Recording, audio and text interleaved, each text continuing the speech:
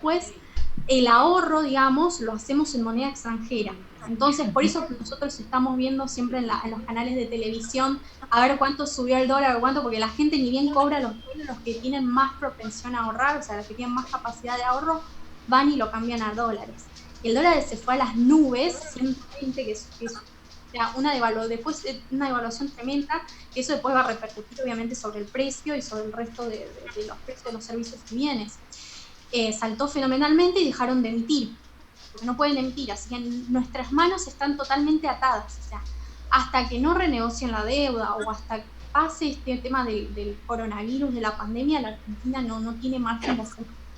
Perú sí tiene margen, y eso también es, digamos, resultado de que durante años anteriores, digamos, llevaron o tuvieron las cuentas fiscales en orden, digamos, defendieron el valor de su moneda, a diferencia, digamos, en términos relativos al nuestro. Entonces, sí hay cierto margen. O sea, siempre, por eso estamos diciendo todos los economistas, de que en realidad la forma en que cada uno de los países pueda amortiguar el efecto del coronavirus, que en realidad es un shock de oferta negativo, que es algo que vino, que no lo pudieron controlar, no lo pudieron prever ninguno de los países, va a depender del margen de maniobra que tengan cada uno de los países. No es lo mismo, digamos, no sé, los Estados Unidos en comparación con cualquier país latinoamericano. Somos totalmente, estamos por debajo y somos países del tercer mundo, esa es la realidad, somos vulnerables. Entonces, la forma en que nosotros tengamos de amortiguar este impacto va a depender de cada uno de los países, obvio. O sea, en la medida que nosotros podamos amortiguar lo más posible, sí, pero ojo que quizás podemos aplicar determinadas medidas en el intento de ayudar a la economía en este corto plazo, y después vamos a ver que en el largo plazo va a terminar generando problemas estructurales y que va a ser muy difícil solucionarlos.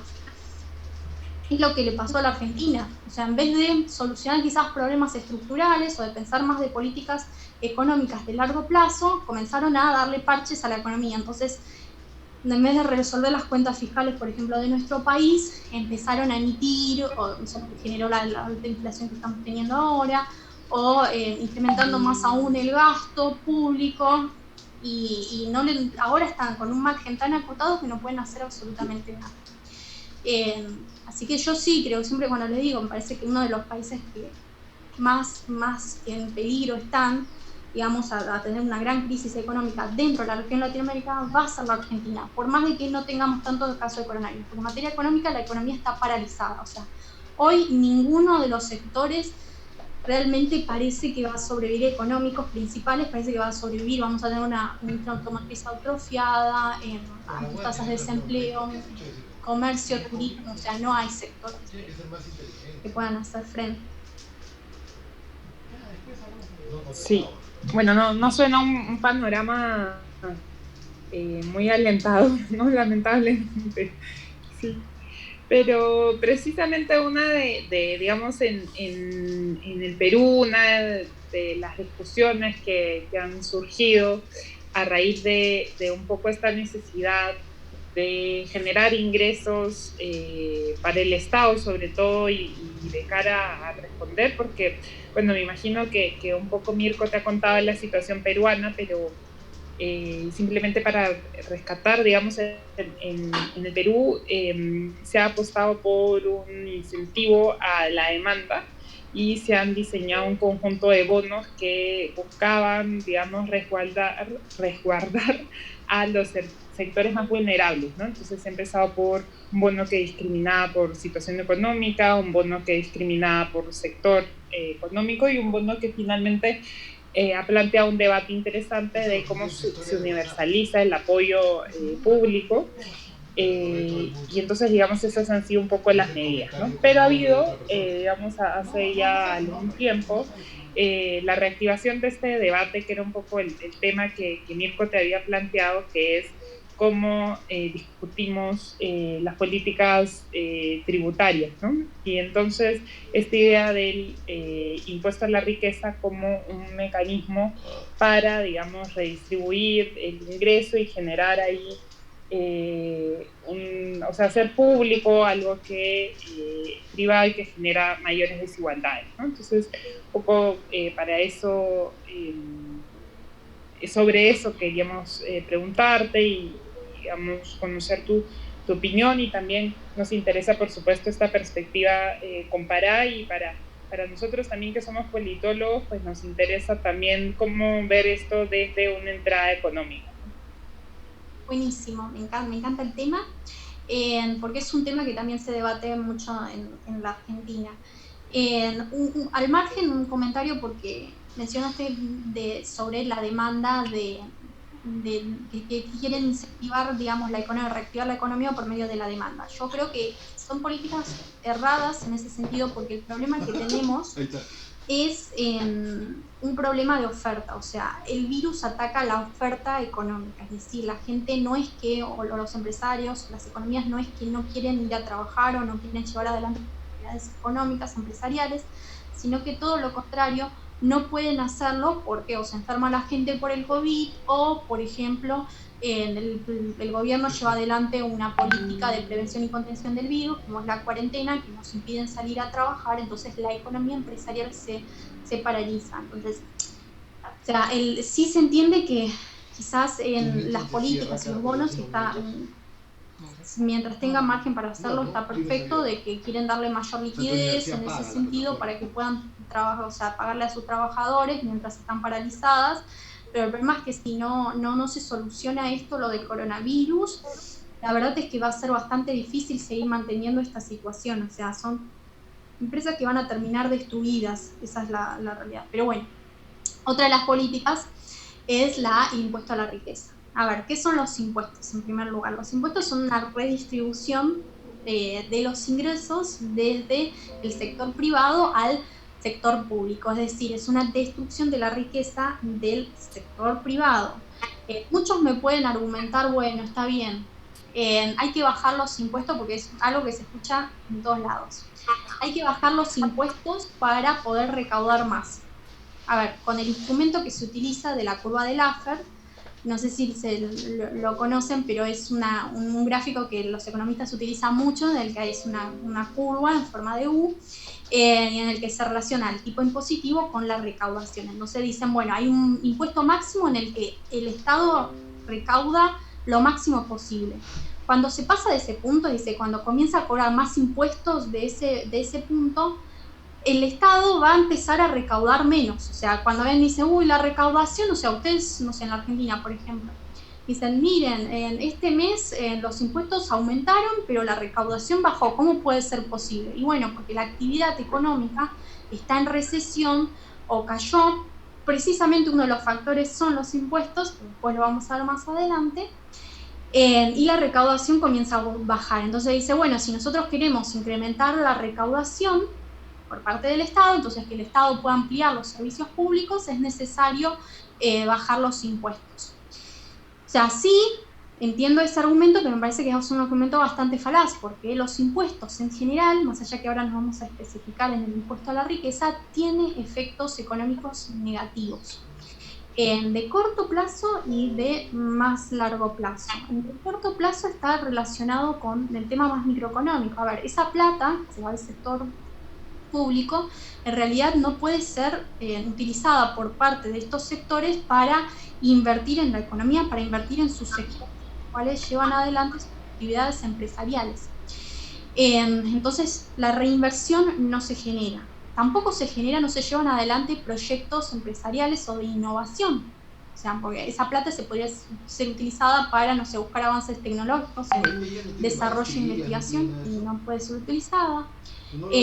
O sea, entonces en el largo plazo quizás vamos a tener una innovación más retardada o más contraída.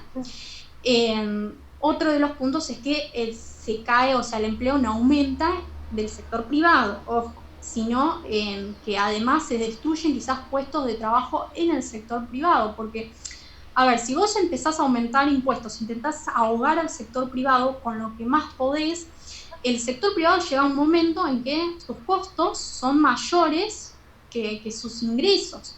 Entonces tiene que disminuir, como los impuestos sí o sí los tiene que pagar, tiene que disminuir los costos de alguna forma. Y una de las vías que tiene de disminuir los costos es despidiendo personal. Entonces, por eso el desempleo, cuando los impuestos son muy altos en un país, termina cayendo. Yo estaba mencionando al principio de la charla el caso de la Argentina. En el caso de la Argentina, las empresas empresariales pagan un impuesto de 106% sobre las ganancias. Es decir, inclusive me dicen, no, pero ¿cómo puede ser que un 106% sobre sus ganancias pagan en impuestos? Bueno, porque precisamente pagan inclusive con su costo inicial, o sea, su inversión inicial pagan impuestos. O sea, nosotros tardamos, en comparación con el resto de los países, tardamos el doble en pagar todos nuestros impuestos, trabajamos la mitad del año para el Estado, y decimos, bueno, pero ¿cómo llegamos a este punto? ¿Cómo es que la Argentina tiene uno de los impuestos más altos quizás de la región, o las empresas tienen que pagar impuestos más altos de la región? Digo, bueno, llegamos a este punto porque en un momento dijimos, bueno, hay que redistribuimos, y fue una bola, en vez de decir, bueno, lo utilizamos para cumplir nuestras, digamos, lo básico, la educación, salud, lo que estamos pidiendo, seguridad. No, en realidad terminamos pagándole sueldos extrasalarios a nuestros políticos, o generando más burocracias o regulaciones que en realidad no generan ningún valor agregado a la sociedad, sino que todo lo contrario. Imposibilitan que el que quiera desarrollarse y el que quiera progresar pueda hacer. Y los actores, otro de los puntos, ¿cuáles son los actores o los grandes perdedores de estos impuestos, de este incremento de los impuestos? Y bueno, son los consumidores, porque, a ver, no podemos acceder a productos ni de mejor calidad ni más baratos. O sea, no hay forma de que nosotros podamos competir con otros países que no se genera avance tecnológico. O sea, nosotros, inclusive cuando decimos, si nos abrimos al resto del mundo, por ejemplo, y pueden llegar inversiones del resto del mundo, o capitales o nuevas máquinas, nosotros no sabemos utilizarlos, porque la verdad es que estamos ahora en estos momentos utilizando maquinaria que son de 50 años atrás. O sea, estamos totalmente retrasados, pero precisamente se generaron una serie de distorsiones, y en vez de solucionar estas distorsiones que generó quizás el propio Estado, políticas del Estado, en realidad le aplicaron parches cuando saltaba, digamos, el agua, y la bomba terminó quizás explotando, no se está explotando ahora. Y el último de los puntos, que es lo que nos genera efecto negativo el impuesto, son los salarios. Los salarios reales caen, a mayores impuestos los salarios son menores. ¿Por qué? Porque si aumenta el desempleo, si el sector privado no es el que se encuentra atrofiado, se encuentra ahogado y tira de la carreta del resto, obviamente a mayor desempleo va a caer. Y después tenés otro de los argumentos que quizás es más de largo plazo, son los efectos económicos de largo plazo, que es te impacta sobre la actividad económica. Y Argentina debería ser un ejemplo para el resto de los países. Durante hace más de 10 años, son 15 años, en Argentina que prácticamente no crece. Y no crece por los impuestos altos, precisamente, porque son cada vez más altos y distorsionan más a toda la economía y ahogan más al sector privado.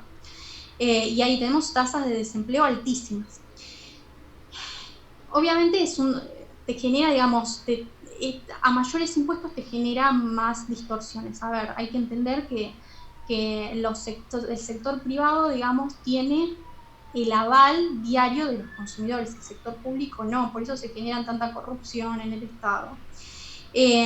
O sea, si tenemos acá empresas públicas que son deficitarias, es el caso más emblemático en nuestro país es Vaca Muerta, que la verdad es que durante muchos años está subsidiada por parte del Estado, no genera ningún valor agregado, o sea, no hay reinversiones en ese sector, lamentablemente, por parte de que está casi totalmente por parte del Estado, apoyada, y hoy la verdad es que está sintiendo los efectos de eso, y no está generando, inclusive, digamos, está metiéndole mucha plata a algo que ya es paupérrimo en nuestro país.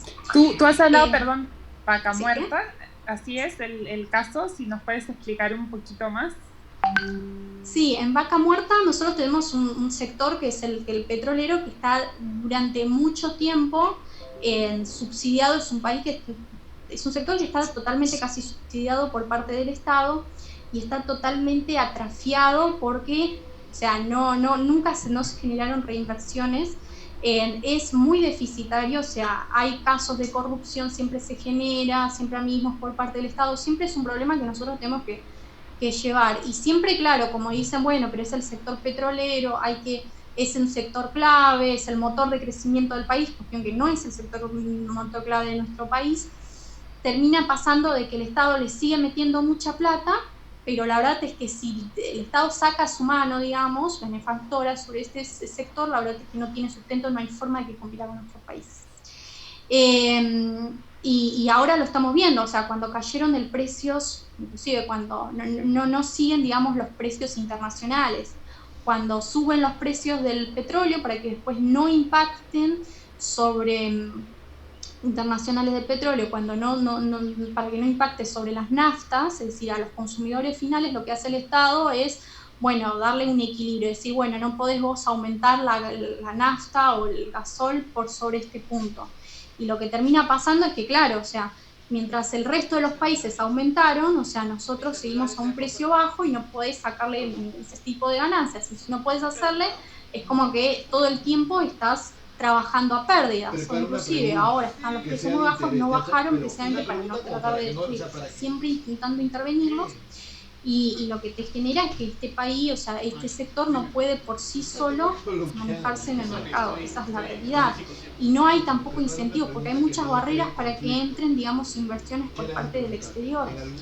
Durante muchos años se pasó eso, o inclusive los contratos son con amigos de un funcionario, amigos de un determinado funcionario, y bueno, lo que tenés es que lamentablemente ese país no hay forma de que ese sector pueda competir con el otro del mundo porque no tiene inversiones, o sea, está totalmente atrofiado con maquinaria pero en desuso, o sea, lamentablemente no es lo que no es un sector que pueda manejarse. Y uno ya dicen, bueno, pero hay otros sectores dentro de la economía en el que uno quizás podría hacerle foco, digamos, pero claro, con todo ese dinero que se va a ese sector no hay forma.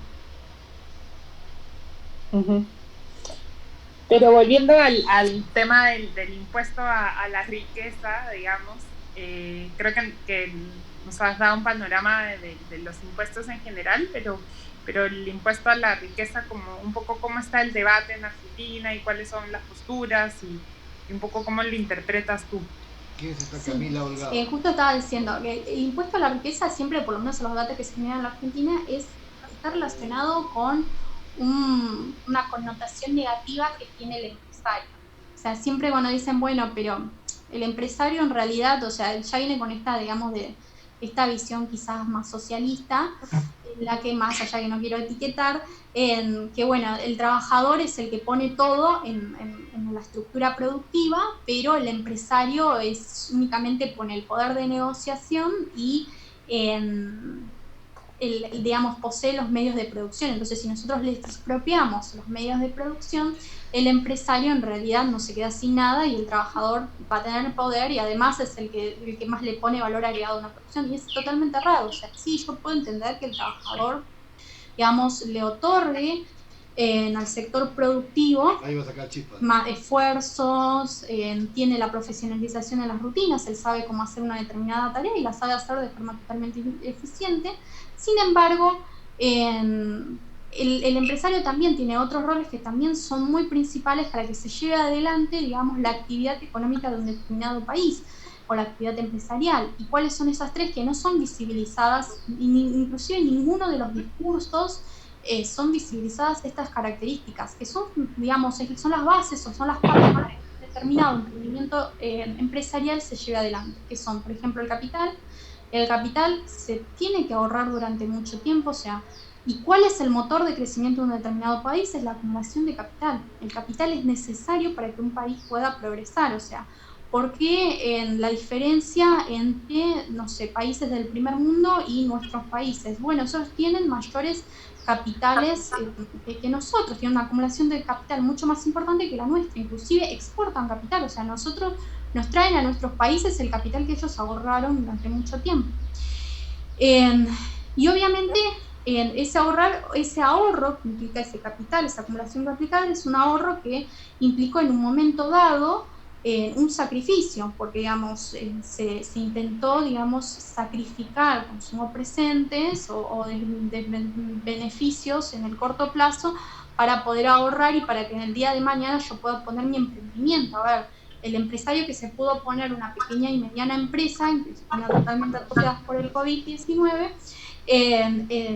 se privó quizás en años anteriores de irse a un viaje o de comprarse su auto. Esa es una realidad. Otro de los puntos que el empresario asume un riesgo. O sea, el trabajador no tiene por qué exponer su patrimonio en que el negocio fracase. O sea, si el negocio fracasa, si le va bien o mal, lamentablemente no va a tener tiene que perder su patrimonio y sus ahorros durante mucho tiempo. Así que o sea, ese riesgo lo asume únicamente el empresario. Y el tercer punto, que también es fundamental, es el proyecto empresarial. El que innova, el que descubre cómo satisfacer o crearle un valor agregado a la sociedad, es precisamente el empresario, que es el que descubre de qué forma satisfacer mejor la demanda de todas las personas. A ver, si no logra satisfacer de la mejor forma, y vuelvo a hacer un paréntesis, lo hablo siempre en términos de países más libres y no intervenidos, donde priman quizás las corrupciones o los amigos del Estado, porque hay muchos empresarios que son amigos del Estado que no es que están en el mercado por generar algún valor agregado a toda la sociedad, sino todo lo contrario, por tener negociados con el Estado, y esa es una grande falacia, pero bueno, eso es otra forma, digamos, otro signo más de la extrema intervención a lo que puede llegar, cómo puede atrofiar a toda la economía. Y si nosotros le queremos poner eso a una remuneración, obviamente, el trabajador es el que cobra, digamos, los salarios, y el empresario, cuáles son los precios de cada uno de estos puntos. Si necesita capital, debe endeudarse, el precio de estos son los tipos de interés. Se asume en riesgo en una póliza de impagos. Y el proyecto empresarial debe competir con el resto del mundo. Si tiene beneficios extraordinarios, es porque no ha habido ningún empresario que ha podido hacerle frente. Entonces, ¿por qué hago este paréntesis, digamos, del rol del empresario? Porque justamente los debates en los que se genera sobre el impuesto a la riqueza es que precisamente el empresario no está aportando nada, o es rico porque es rico, y con esa riqueza se podría ser utilizada para redistribuir a otros sectores. El tema es que precisamente no es que esa riqueza se va a quedar o esa plata se va a quedar en los colchones, o se va a fugar para el resto del mundo. Únicamente la fuga de capitales, por ejemplo, se genera cuando nosotros tenemos pánicos o incertidumbres en nuestra economía, y cuando las políticas económicas en realidad atrasan y no avanzan en materia, o no facilitan la vida empresarial.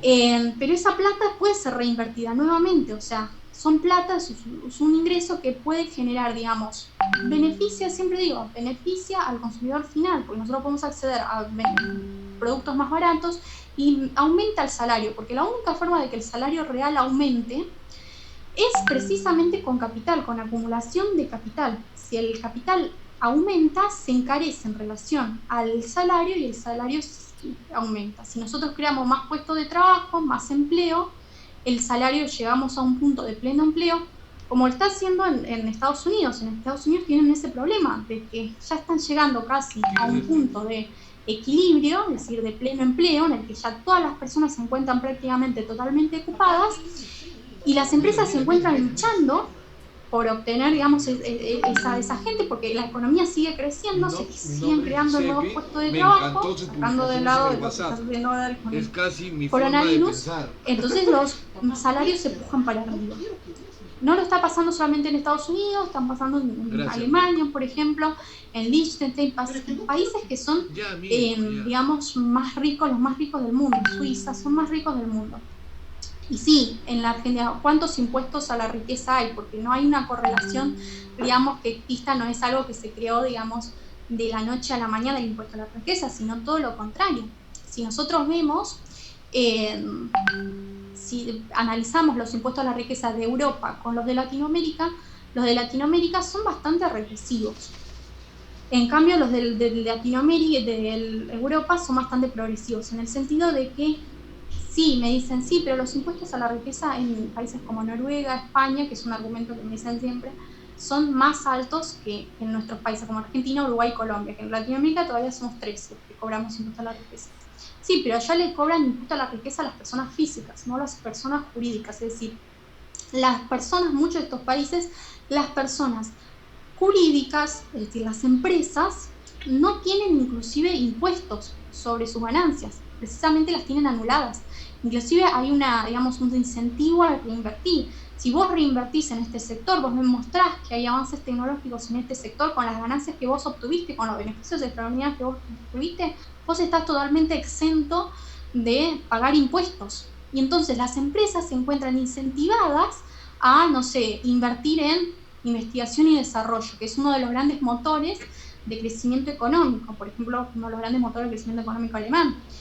Y ahí vemos una forma en la que los países puedan crecer más de largo plazo. En cambio, en los países latinoamericanos no hacen esta discriminación, y como el impuesto a la riqueza grava todos los activos, no solamente los ingresos que pueda tener una determinada persona, quizás uno que pudo, me estaban contando hace poco, uno que pudo invertir, o sea, ahorró durante toda su vida. Entonces en Argentina tiene su casa acá, pero tiene una casa no sé, acá en nuestra costa, ¿no? Que en realidad no es que son las personas más ricas las que tienen una casa de la costa, o sea, son la gente, la trabajadora, un trabajador cualquiera de cualquier sector puede llegar, digamos, al final de su vida, por X o por cual motivo, puede llegar a tener sus ahorros, digamos, o invertir en una casa porque los precios de las tierras son bajos. Puede llegar a comprarse su casa, y hoy tiene que pagar un impuesto a un jubilado que está pagando, digamos, la mínima, que están pagando la mínima por años de aporte, tiene que pagar impuesto a las riquezas, porque algo que son en nosotros se dice impuesto a los bienes personales, porque ese ahorro, digamos, en vez de, no sé, lo invirtió acá en nuestro país, y encima le están cobrando por haberlo invertido por comprarse una casa acá en nuestro país. Y hoy no puede llegar a fin de mes porque tiene que pagar un impuesto a los bienes personales. Es totalmente ilógico y absurdo. Entonces dicen, pero no es justo, porque no es tampoco plata que el trabajador, porque el trabajador se levantó, digamos, a las 7 de la mañana todos los días, se fue a trabajar a la fábrica, y bueno, entre la familia, entre todos los que trabajaron, se compró esa casa.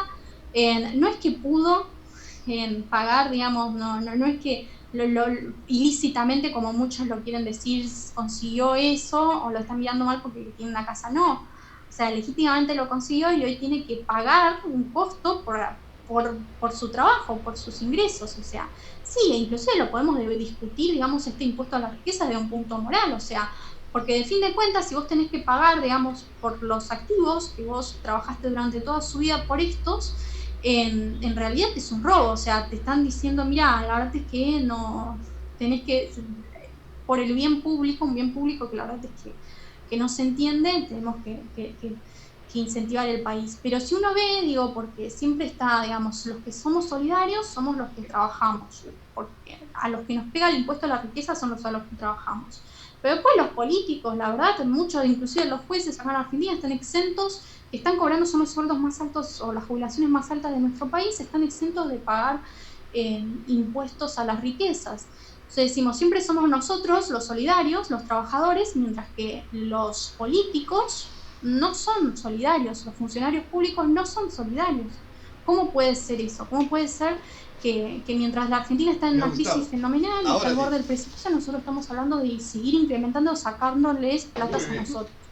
O sea, hicimos una calculadora de impuestos, y digo, nosotros empezamos con impuestos así básicos y comenzamos a incrementarlos en el tiempo. O sea, por eso es un grave riesgo aplicar este tipo de políticos, vernos incentivados a aplicar este tipo de políticas.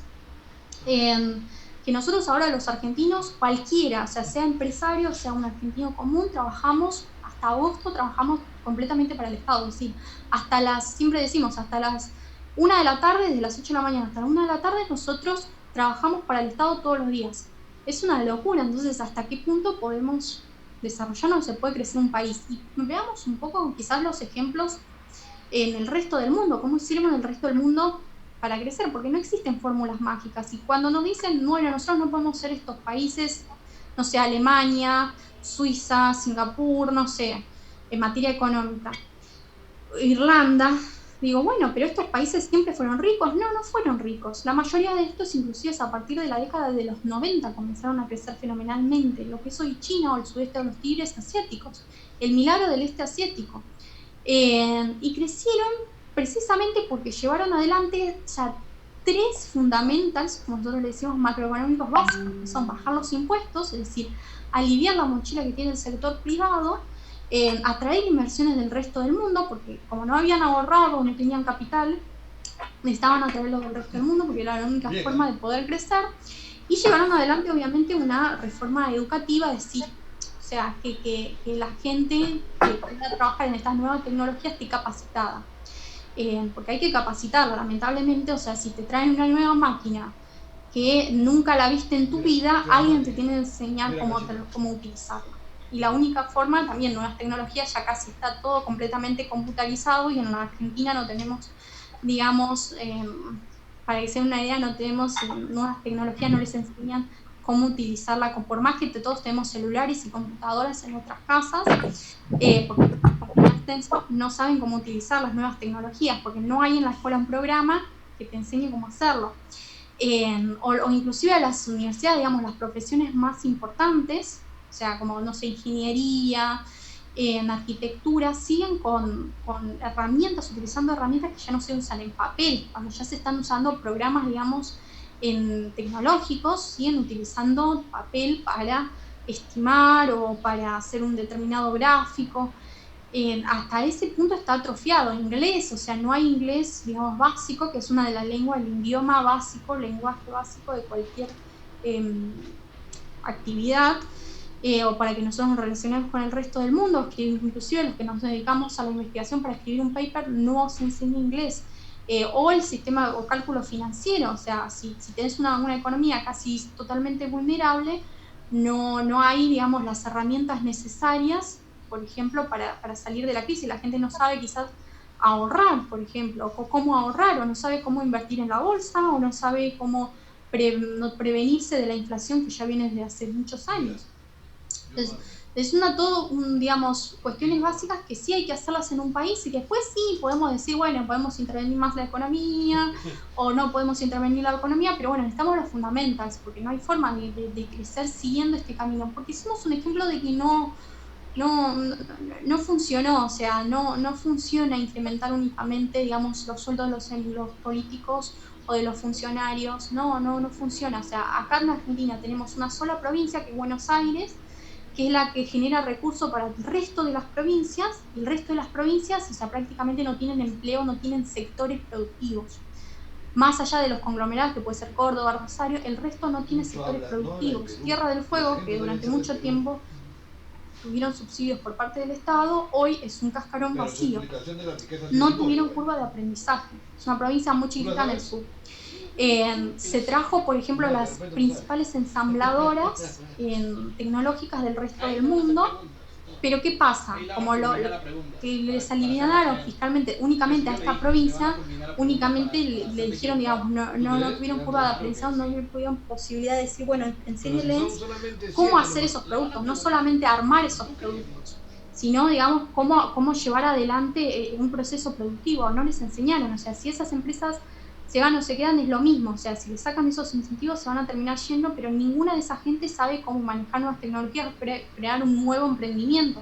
¿Qué es la diferencia de los tigres asiáticos? Y es la guerra comercial que tuvieron China y Estados Unidos. A ver, China no era un país, era totalmente pobre. China atrajo inversiones del resto del mundo. Entonces, ¿pero qué dijo? Mirá, sí, vos podés venir a mi mercado, podés satisfacer la demanda de ese mercado por este tiempo, pero vos primero, para entrar a mi país, necesitas enseñarles a mis trabajadores cómo producir esos bienes que vos me vas a producir acá. Entonces les compartieron capital intelectual, o les compartieron conocimientos, estas ideas. ¿Y qué es lo que hicieron los chinos? Comenzaron a copiarlos. Como ellos tienen una mano de obra mucho más barata que Estados Unidos, les comenzaron a competir. Pero aprendieron cómo hacer esos productos. Y hoy China es uno de los países, y la guerra comercial se generó con eso. Cuando Trump dijo, mirá, la verdad es que vos durante mucho tiempo me robaste en propiedad intelectual. Y vos creciste, o vos tenés tu crecimiento de ahora porque vos no me pagaste en su momento derechos de propiedad intelectual. Pero China, ¿qué te dice? Bueno, pero vos aceptaste los términos, vos entraste a mi país sabiendo que yo ya te decía cuáles eran las reglas del juego. Por eso se generó la disputa de la guerra comercial entre China y Estados Unidos, porque unos en realidad le dicen, bueno, vos creciste porque mi gente innovó, y me estabas copiando, y unos dicen, no, en realidad vos aceptaste la regla. Son formas de crecer, pero que todas van orientadas al mismo mundo, porque China antes atrajo estas inversiones extranjeras porque precisamente se abrió al resto del mundo. Lo mismo que los países europeos o Alemania. Entonces, sí, pero bueno, Alemania tiene, no sé, industria, etcétera. No necesariamente. Hoy Alemania quizás se está dedicando y se ve un cambio en las tendencias en las cuales el motor de crecimiento ya no es el sector industrial, sino que es el sector de los servicios. O sea, ni siquiera necesitan una planta fabril un determinado país para poder crecer. Todo lo contrario. Pueden tener servicios, dedicarse quizás al software, quizás a las cosas más tecnológicas, necesitan la mente o el intelecto humano para poder desarrollarse, que inclusive nosotros no necesitamos trabajar 8 horas en una determinada fábrica para vivir bien, no, podemos trabajar part-time desde nuestras casas, por medio de las nuevas tecnologías, porque ya la demanda, ya los mercados te están pidiendo otra cosa, en el mundo se está pidiendo otra cosa. En la Argentina hubo, hace 4 años, un incipiente, digamos, proliferación del sector del software. Pero como empezaba, sí, nosotros ya exportábamos software al resto del mundo, pero como ya empezaba, digamos, a proliferar un poquito, le metieron un impuesto. Como le metieron un impuesto, ya es como que desincentivó las inversiones en estos sectores y ya es como un sector más de la economía sin muchas posibilidades de progreso. Entonces, ¿cómo, digamos, nos desarrollamos libremente? Cómo comenzaron, digamos, la pata quizás del Estado comenzó, digamos, a ahogar a estos sectores. O sea, las reglas básicas de crecimiento ya están implantadas en el resto del mundo, o sea, todos tienen las mismas formas de desarrollarse, no es que un país, porque come diferente alimento, es mejor que otro, no, ya aplicaron esta política de ser apertura comercial, baja de los impuestos y atracción de inversiones de capitales y ya está, se empezaron a desarrollar. Y después cada uno tomó políticas o se incentivó en determinado sector, o le puso más foco en el desarrollo de estos sectores sobre los otros. Pero las cuestiones básicas, los fundamentos económicos, digamos, son comunes para todos. Sí, bueno, muchísimas gracias, digamos, por esta conversación. Nosotros acabamos normalmente el mediodía a la 1, así que vamos a usar estos 10 minutos que nos quedan para la conversa con los estudiantes. Y yo lo que quería, digamos, un poco la inquietud o lo que he podido pensar a partir de lo que has dicho es también que creo que nosotros como politólogos tenemos que reflexionar en el impacto que pueden tener como las propuestas políticas, digamos, ¿no? Creo que en Argentina la historia reciente además es muy marcada por el contrapunto entre el modelo peronista, el modelo macrista. Entonces hay como toda esa discusión que creo que nos ayuda también a poner en perspectiva. Y por otro lado también creo que hay una discusión que como politólogos o que la ciencia política no necesariamente incluye, que me parece bien interesante, que es la de sectores productivos y desarrollo de sectores productivos incorporando la ciencia y la tecnología, ¿no? Entonces, ¿cómo también tenemos que un poco incluir eso a nuestra reflexión, ¿no? Le digo a los estudiantes para como seguir por ahí la pista y seguir pensando sobre eso, ¿no? Ahorita no necesariamente tenemos que tener ahí una idea formada, pero digamos una pista a incluir en nuestros análisis, ¿no? Entonces, chicos, vamos a aprovechar que nos quedan 10 minutos con Natalia para abrir, digamos, la sesión de preguntas. Si ustedes saben cómo funciona eso, o por el chat o por levantando la mano, para estar ahí ordenados. Y la primera pregunta la hace Liz. Liz, adelante. Hola a todos, buenas tardes. Gracias, Natalia, por darte el tiempo de poder abrir el debate. Yo quería comentar algo. Yo siento que justamente la pandemia ha dado apertura a que muchos temas se puedan hablar y ver, ¿no? Más allá de lo, digamos, de lo que siempre se analizaba. Y yo veo que en Argentina, por ejemplo, por 30 años, casi un tercio de su población ha estado en pobreza, ¿no? Y tú mencionabas el tema de China, y si bien China tiene, digamos, en porcentaje poca gente en pobreza, no es poca gente que hablemos de 10 millones de personas viviendo por debajo de la línea de pobreza.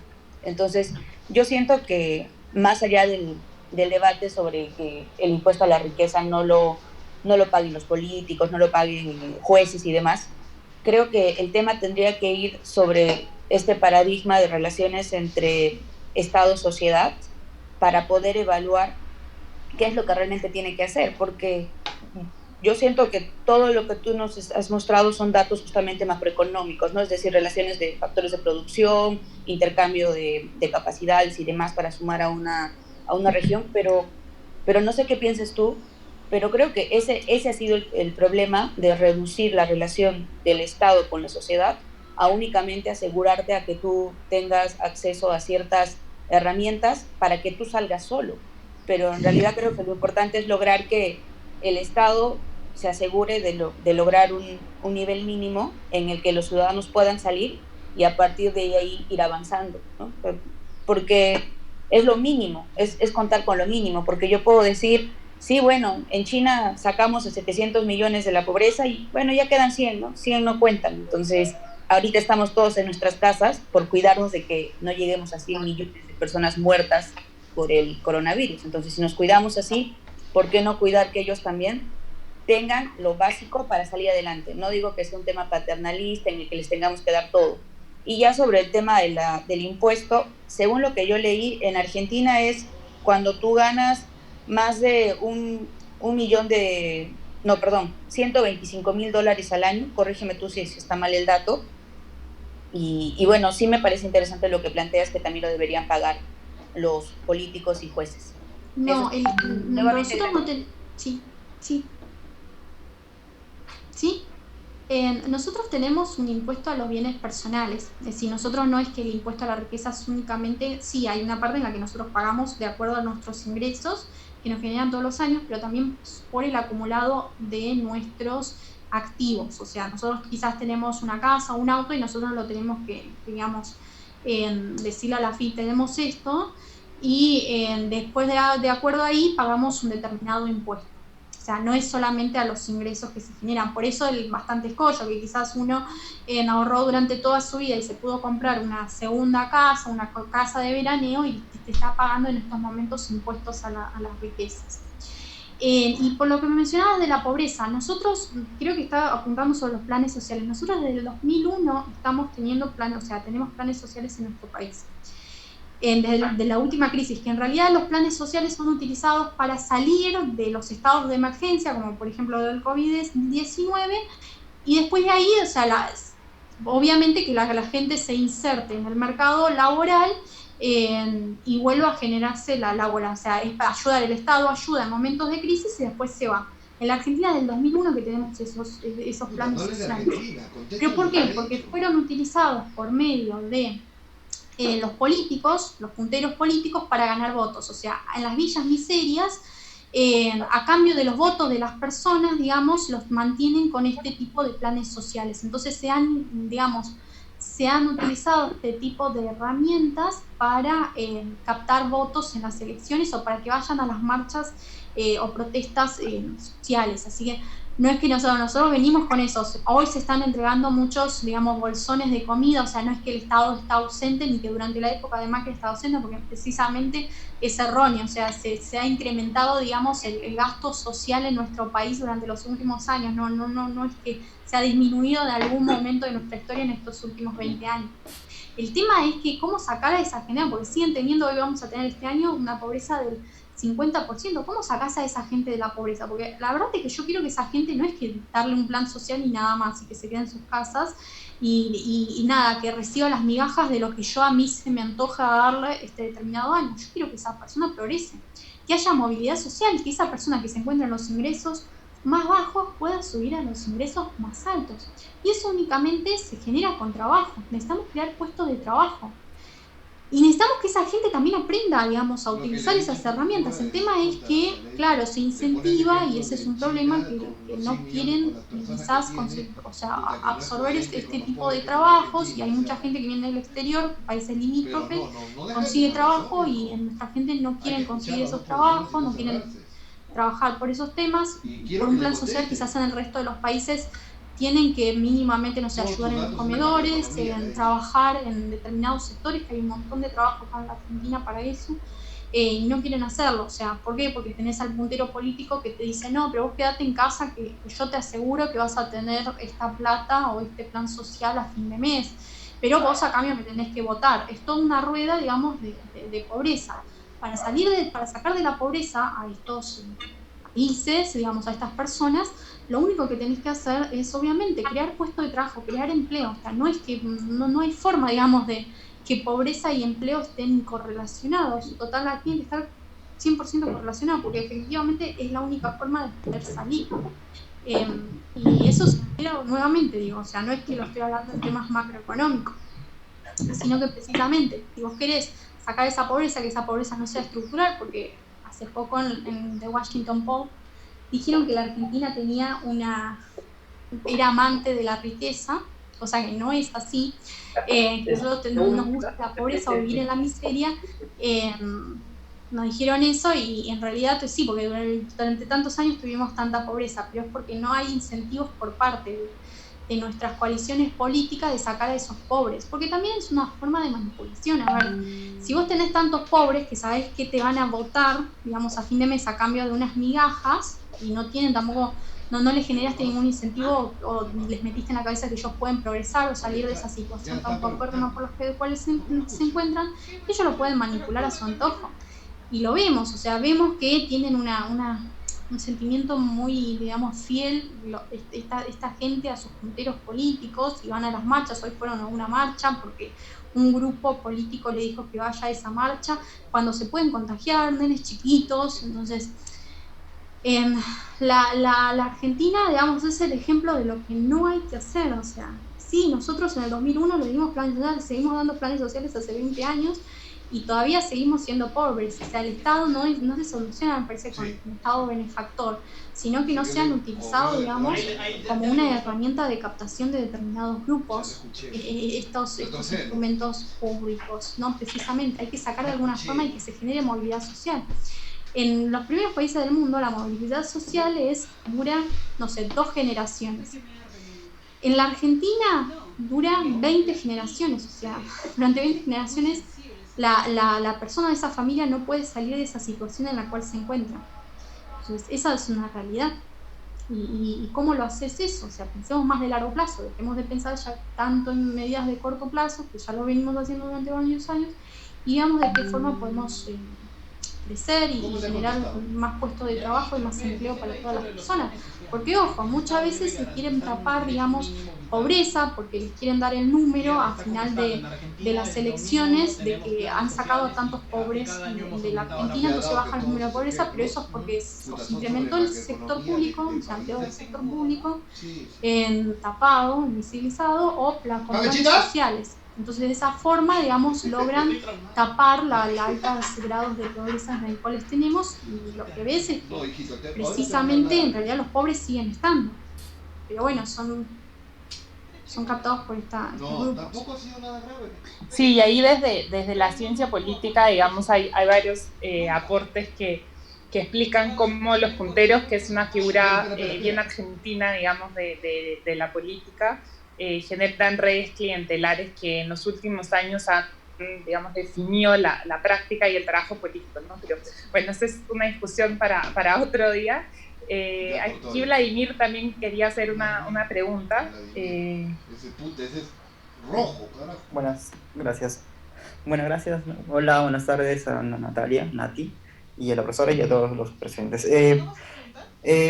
Tú comentaste que yo concuerdo contigo cuando dices que debería haber incentivos para que las empresas, más que nada medianas, puedan invertir en ciencia, tecnología e innovación, pero creo que el impuesto a la riqueza se refiere a los grandes millonarios, ¿no? A los que sí tienen un capital importante, ¿no? Los más grandes, las fortunas más grandes del Perú y en general de Argentina o de determinado país, ¿no? En Latinoamérica.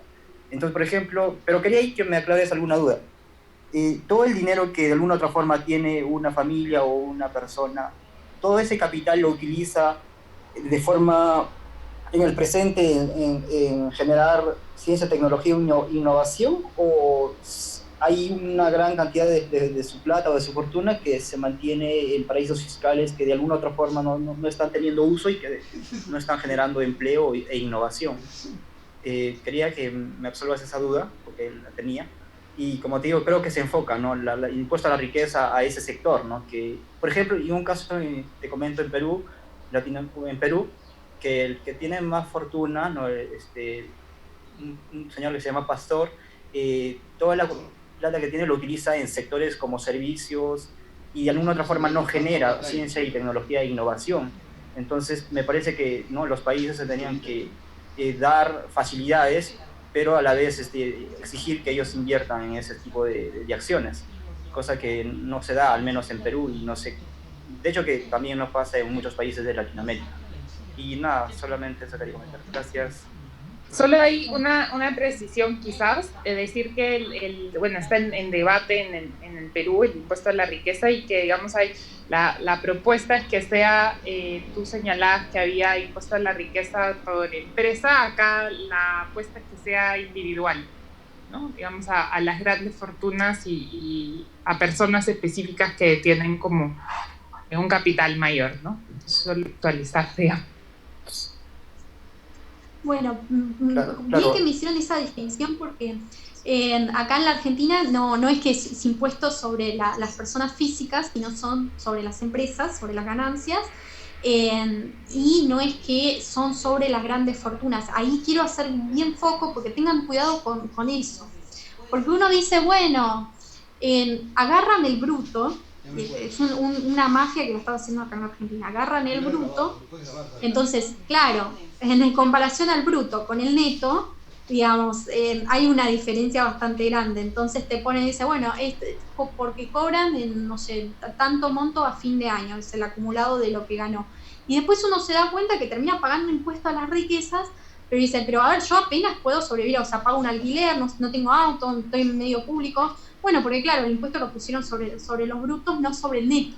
Entonces, claro, terminamos pagando casi toda la población impuesto a las riquezas, pero sin ser ricos, ¿verdad? No son sobre las grandes fortunas. Entonces, ahí es ojo, porque les pueden hacer un curro bastante importante. En la Argentina había profesores que colegas, amigos, se están quejando diciendo, no puede ser que ahora yo estoy pagando impuesto a las riquezas porque, no sé, me agarré 2 horas más en un colegio secundario. O sea, es una locura, es abismal, pero está sucediendo ahora en la Argentina. Y ahora están encima incrementándolo. En los primeros países del mundo hay impuestos a las personas físicas, que es lo que quizás estás tirando Perú, pero ellos empezaron a implementarlos cuando ya los países estaban bastante con un crecimiento económico del 6% anual. El tema es que obviamente sí decís, bueno, pero lo podés, no sé, fugar en capitales. Si el país te incentiva a que vos reinviertas en tu propio país, la verdad vos no tenés ningún incentivo de colocar tu plata en los paraísos fiscales. A ver, si vos tenés, digamos, un incentivo de que en tu país toda tu plata, digamos, se la giran en el exterior, o sea, que le cobren un determinado impuesto, a vos te conviene, digamos, sacarla del país. O sea, no es lógico seguir manteniéndola en un país que te sigue sacando toda la plata que ahorraste durante toda tu vida. Eso es lo que pasó con los blanqueos. En un gobierno dijeron, bueno, pueden traer la plata del exterior y no les vamos a cobrar ningún tipo de impuestos, pero reinviertan en nuestro país. Efectivamente, de los 2 años anteriores se estuvo haciendo eso, pero ahora este gobierno está diciendo, no, ahora le vamos a cobrar a todas aquellas personas que trajeron la plata, le vamos a cobrar un impuesto. Entonces ahí saltaron determinadas figuras diciendo, entonces yo no tengo ningún incentivo en el día de mañana de seguir trayendo la plata. Al revés, yo voy a tener todo el incentivo de seguir manteniendo mi plata en el exterior. Pero porque el mismo Estado, digamos, el mismo gobierno, las políticas o las señales que le da a los mercados son totalmente atroces. Es una cuestión de incentivos y de señales. Si vos tenés un Estado en el que te garantice tus derechos de propiedad privada, de que te garantice que los impuestos van a ser bajos, si vos le garantizás, vos le decís, como están pasando en los primeros países del mundo, le decís, mirá, si vos invertís en ciencias y tecnologías, con solo decir eso, vos quedás exento totalmente de impuestos a las riquezas, cualquier tipo de impuestos, vas a tener, obvio, incentivos a poner la plata ahí. Inclusive, ¿por qué? Porque sabés que vas a tener beneficios extraordinarios, ganancias extraordinarias, vas a hacer crecer esos sectores de la economía y vas a hacer. Pero el tema es que si vos tenés impuestos en ciencias y tecnologías que están pasando en la región latinoamericana por arriba del 10%, y bueno, no hay forma, o sea, de que un país crezca.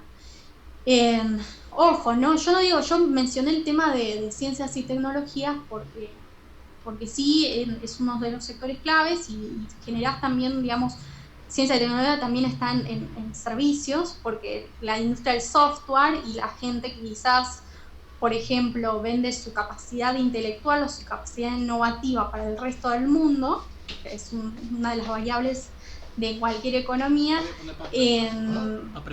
eso también es servicios, pero también es ciencias y tecnologías, o sea, es desarrollo, es capacidad innovativa y también genera un valor agregado fenomenal, porque ya están produciendo, digamos, las manufacturas básicas, nosotros quizás tenemos esa idea de la revolución industrial, del trabajo en las grandes fábricas, ya no existe, o sea, ya lo están produciendo Israel, está produciendo en los países asiáticos, después el resto del mundo, ¿qué se está dedicando? Está viendo de qué forma, no sé, innovar en nuevas aplicaciones, en nuevos programas, en hacer que la gente, o sea, se está reemplazando el trabajo rutinario por el trabajo que quizás necesita más capacidad innovativa, no sé, la mente del humano.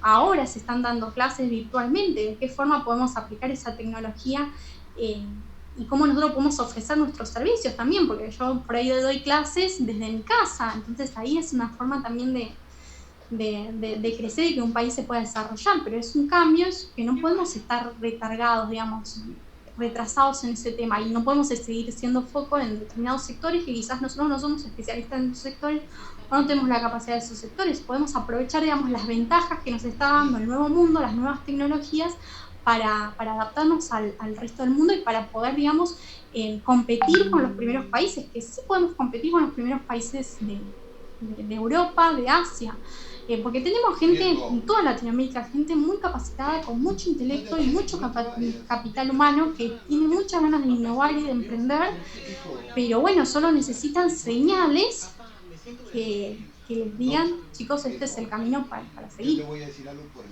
tú no debes tener vergüenza. Vergüenza tiene el que roba, el que mata. Perdón, estaba con el micrófono silenciado. Muchísimas gracias por tu tiempo, por acompañarnos en este mediodía CIPO que pronto cumple un mes. Nosotros somos una escuela de más o menos 140 estudiantes y como ves participa alrededor del 10% en estas sesiones que al final terminan siendo, bueno, son sesiones de discusión, pero como hoy terminan siendo sesiones de aprendizaje. Creo que en la discusión hemos aprendido mucho y además creo que también es bien interesante verlo desde otro país y una perspectiva comparada para también entendernos mejor y además interdisciplinaria, porque como politólogos pues siempre nos viene bien un poco escuchar a la economía que es de las ciencias sociales, aquella que ha pensado más como las acciones públicas y cómo tomar decisiones públicas, ¿no? Entonces, muchísimas gracias por todo el saber compartido y por los aprendizajes que nos dejas y evidentemente por tu tiempo, ¿no? Entonces, estamos en contacto y esperamos que todo vaya bien para ti, para los tuyos y, bueno, para tu país, ¿no? Ay, gracias. Yo la verdad es que la pasé re bien, me encanta intercambiar con conocimiento, porque yo aprendo también de ustedes, que esa es una realidad, y gracias millones porque la pasé súper bien, fue un placer para mí. Así que, y bueno, en estos momentos, en tiempos del coronavirus, tenemos que estar más unidos que nunca y ver de qué forma podemos salir de esto, todos juntos. Sí, intercambiando ideas es una primera etapa, así que gracias por hoy y a todos los chicos que hoy participaron, muchísimas gracias y nos vemos mañana en otra edición de Mediodía Cipo. Chao, chao, gracias. Gracias, Adriana, gracias, Natalia. Chao, chicos, cuídense. Chao, gracias.